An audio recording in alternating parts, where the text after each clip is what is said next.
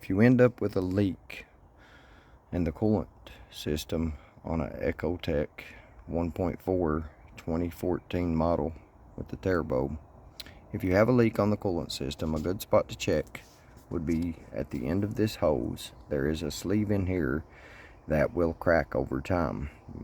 Of course, because of the hot and cold, it's for some reason made of plastic, which, you know, anybody knows anything knows hot and cold and plastic wears out pretty quick if it gets extremely hot and extremely cold often.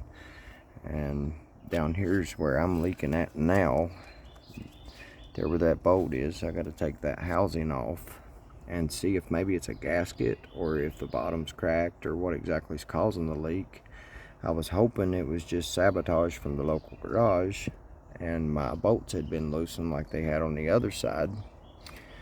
But to those out there that do use garages, just be wary, because they will do things such as loosen these bolts to sabotage you and have you come back next week. But they had tried that with me on that side of my engine, and luckily I found the leak in it and just tightened some bolts and fixed that problem. I was hoping that's what was going on over here as well, but it's not seeming to be. The front bolt's tight. I got to take the radiator hose off now. Right here's got a clamp right here to do that with, and get to the bolt underneath it there. You can barely see it, and get it, make sure it's snug too. I was hoping it wasn't. I was hoping it was just them loosening that part as well, but I may end up having to replace that.